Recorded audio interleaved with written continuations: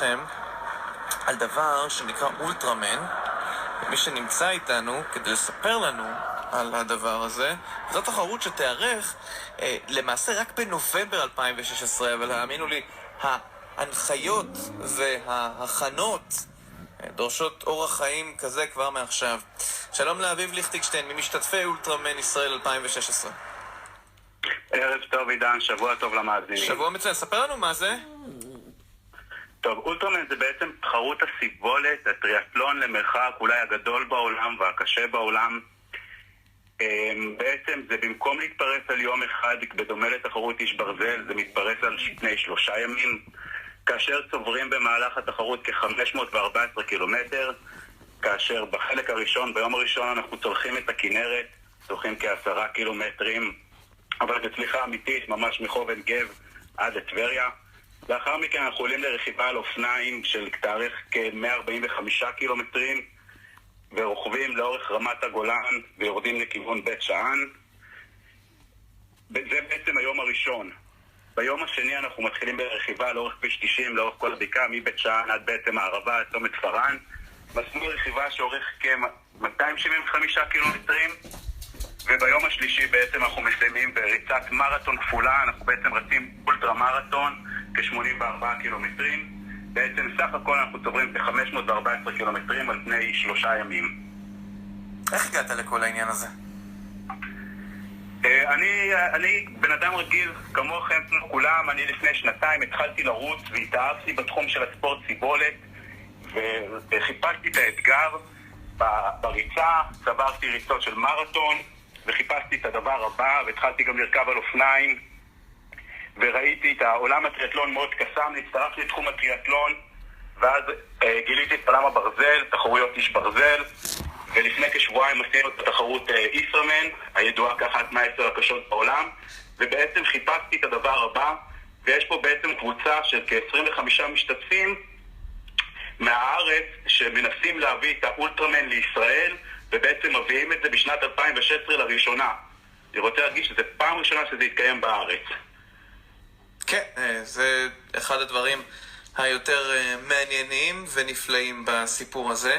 אז זו הפעם הראשונה, וספר לנו על הקהל של האירועים מן הסוג הזה, עד כמה זה באמת דבר שמושך אליו הרבה אנשים. אז זה מושך בעצם אנשים שמחפשים לפרוץ את הגבולות, אנשים שמחפשים את האתגר, אנשים שמנסים להבין מה מסתתר מעבר, כמה רחוק הבן אדם יכול להגיע, כמה יכול ללכת.